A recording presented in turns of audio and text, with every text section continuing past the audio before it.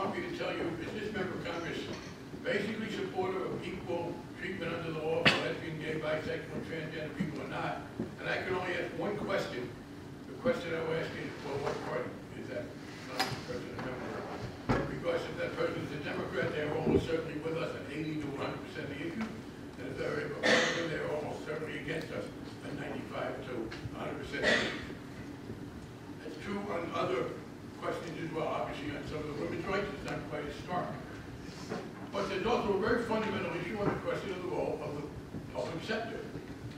Government has become a bad word. I heard the Republican leader say the other day, every time government gets bigger, we lose freedom. You mean if there are more firefighters, you're not free? If there are more police officers, there are more people who shovel the snow or collect the garbage. The fact is that we are a capitalist society, and I am always in favor of that. The capitalist free market system is the way we generate wealth. But what divides the party increasingly now, is the Republican view that the private sector and the public sector are enemies, and that's a zero-sum game. And that literally, if you increase the public sector role, it's a bad thing. You know, I mean, go back to the fire department. The fire department's a government agency. I understand the importance of tax cuts for some purposes, but in 45 years in politics and government, I've never seen a tax cut put out a fire. Or clean up a river that was polluted. Or repair a bridge that was collapsing. The sensible thing is that we need the private sector to do what it can do, and the public sector to do what it does. People say to me, well, you know, it's not the government's money, it's the public's money. Of course it is. Of course it's the public's money. And as sensible members of the public, we have two sets of needs. We like money in our own pockets to make our own choices about what we eat, how we have recreation, etc. But we have important needs essential to the quality of life, particularly in the kind of increasingly dense urban society in which we live, which we can only do if we pool our resources. That's what government is. Government is pooling our resources. And think about a lot of things that are important to you, including, by the way, some climate change. And that, I think, is something that ought to be particularly important generationally. Look, I tell you two things. One, I think global warming is a serious problem that's getting worse. And two, by the time it does, I'll be dead. And breathing will not be one of my issues. It will be yours. Because we're talking about what happens 30 and 40 years ago from now. And I can't imagine why people would not be focused on that. And the notion that the government is a bad thing when we're trying to do that literally makes no sense. I also believe, by the way, that there's a role for the government, not just in doing things that are good for all of us, but I think some sort of social fairness in way. We're talking about jobs right now. Decided the Republicans are benefiting in a very frustrating way from their own refusal to govern. The Republicans were in power in the United States from George Bush's winning the presidency in 2001. I did not say election to the presidency, I said winning. Anyway, the Democrats, forget about what you think about what happened in Florida. The Democrats have gotten more popular votes than the Republicans in 4 of the last 5 presidential elections. Even if you think Florida was correctly decided, the Supreme Court was right, Al Gore got 500,000 votes more than George Bush, uncontested. That is the largest margin against the winner in American history. So you have George Bush, he comes in 2000, and the Republicans control Congress for 5 of the next 6 years, both houses. The Democrats did get a piece of the Senate in the end of 2001 because of the switch in parties of Senator Jim Jeffords, another moderate who was driven out of the Republican Party. But then came 2001, so that we really had that dominated.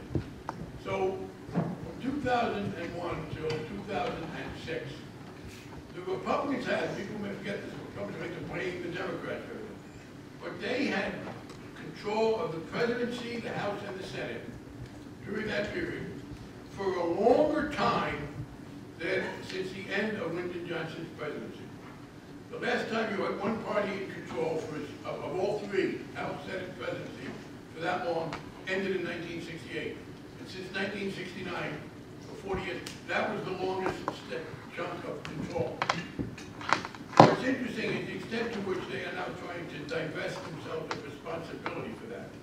We have an economic situation right now which can best accurately describe as a frustratingly slow Obama recovery from a terribly deep Bush recession. The recession began officially, according to the nonpartisan National Bureau of Economic Research headed by longtime Republican Barney Frank, in December 2007, after many, many years of total Republican rule. We had the Democrats in power for 1 year of that. It has begun to turn around. Jobs, we are losing jobs. We are losing jobs at a much lower rate and a slower rate now than we were under Bush. Part of the problem, though, is, for those who take economics, you understand economists have a tool that we politicians can't use. It's called the counterfactual. An economist can show you the reality and then say, yes, but if we had done this differently, here's what reality would have looked like. That's the counterfactual. In this case, it is very clear that if we had not done what we have enacted during this year, including the economic recovery bill on this side, political terminology, Arcuri and I have to call it the economic recovery. We don't have to, but we're urged to call it the economic recovery bill. Because the Democratic leadership paid for all these consultants who did these fancy focus groups. And somehow they came up with the notion that it's better to call it the economic recovery bill than the economic stimulus bill. Most people call it the stimulus bill. They said, no, no. People rather, recovery has a better word than stimulus. Would any of you rather be stimulated or recover?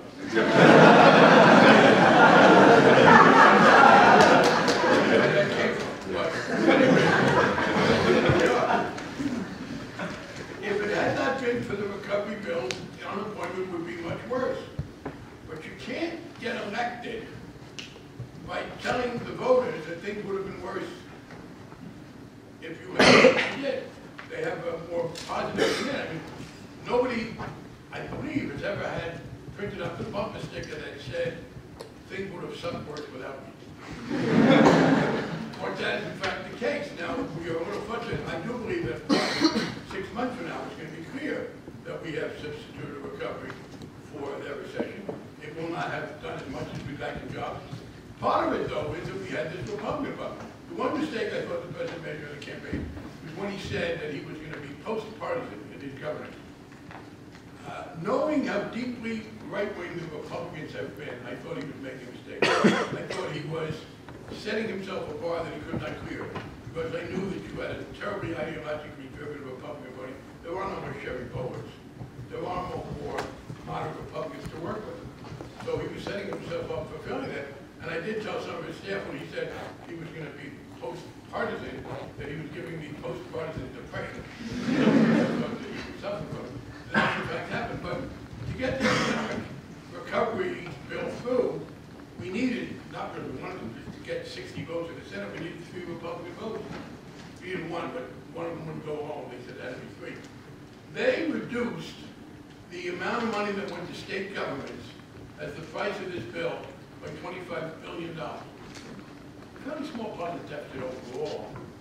But if there had been $25 billion, that would have been, I believe, about $1.5 billion more for New York State to spend instead of cutting off police and environmental officials and others. I think, so in fact, $25 billion would have meant more jobs. That's their argument. It's frustrating for us in another way. One of the things we need to do is to expand the role of government. ACL government is terrible. We are in the worst economic crisis since the Depression because of absence of government. The phenomenon in economic history where the private sector innovates, comes up with very qualitatively different activities. And they do a lot of good, but by definition, there are no rules because they're new. And the role of the public sector is to come up with a new set of rules that confine the abusive aspects of that and allow you to get the benefit. One example is look at 1850, there were only small economic enterprises in America. By 1880, there were large enterprises, big steel, big coal, big oil. And they did a lot of good. They helped us industrialize. But there were abuses. So Theodore Roosevelt, a Republican, and Woodrow Wilson, a Democrat, spent that time with the Antitrust Acts and the Food and Drug Administration and the Federal Trade Commission, putting rules in place so you could still have the big economic enterprises, but not have them abuse people. That then led to a very highly developed stock market, which does a lot of good. It raises money, you can industrialize. But there are a lot of abuses. The New Deal under Franklin Roosevelt had, as part of its agenda, creating rules, the Securities and Exchange Commission and others, to contain that, and that worked well for a while.